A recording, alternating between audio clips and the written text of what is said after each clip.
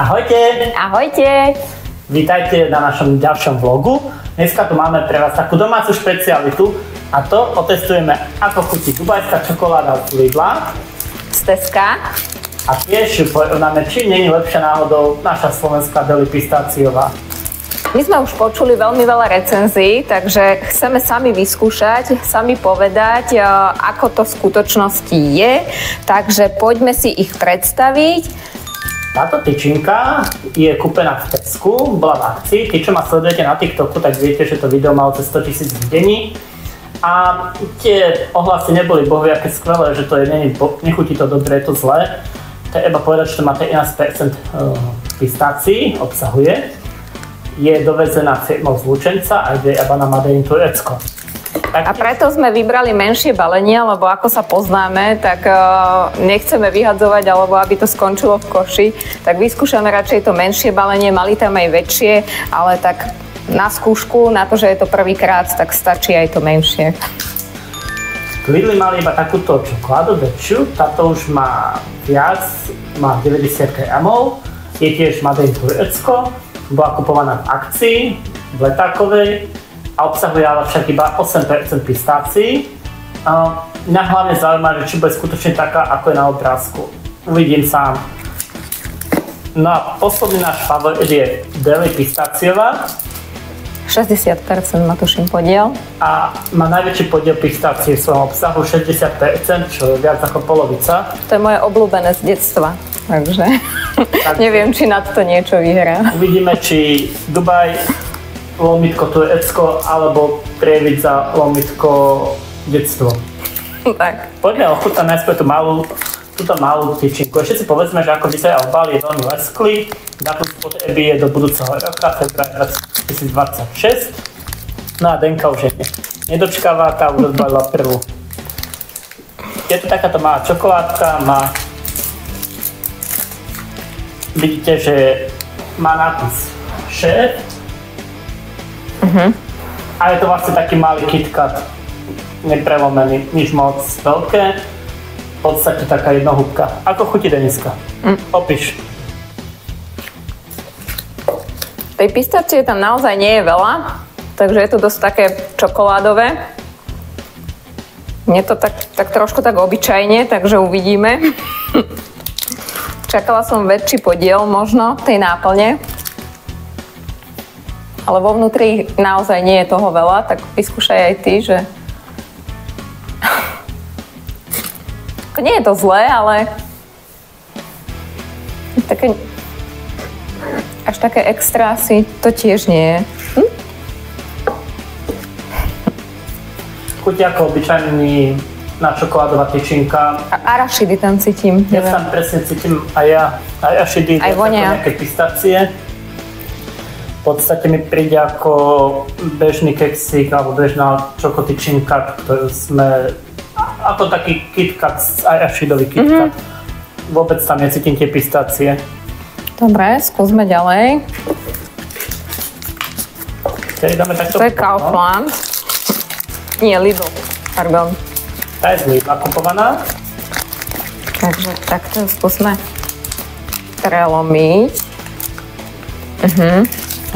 A ten vnútri ešte vyzerá pekne to. Je tam nejaký turecký nápis. A je vidieť, že táto čokoláda už má aj zelenú výplň. Oproti tej z Teska, tá vôbec nevypadala zeleno. Môžeme to aj porovnať.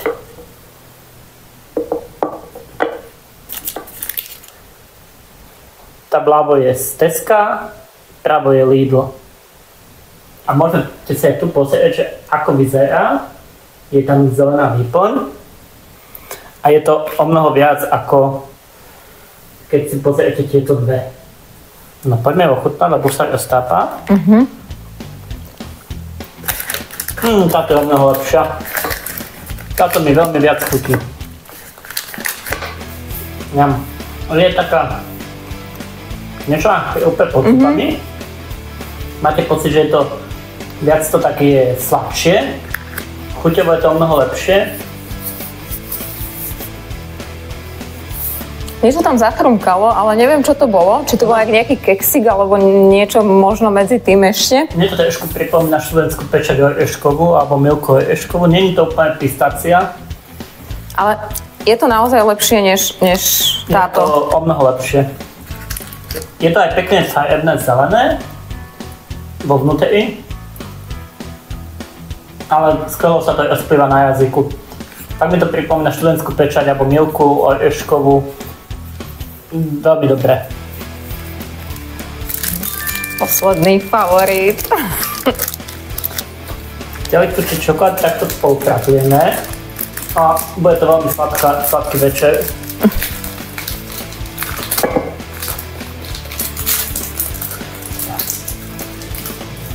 No. Posledný je deli, pistáciová.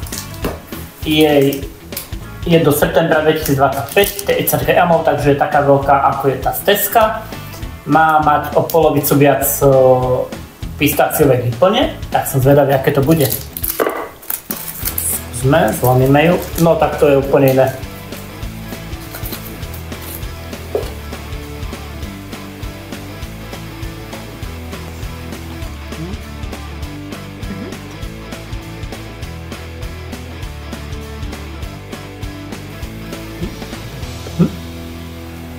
No a tu si môžete pozrieť táto.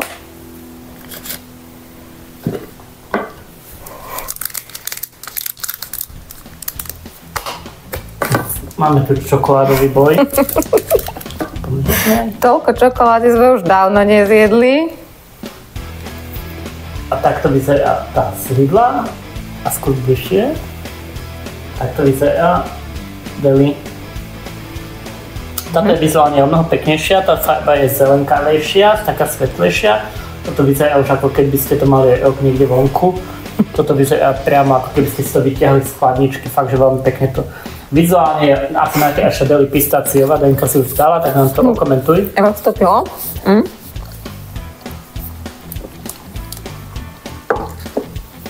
Okomentuj nám. Asi za mňa vyhráva tá deli.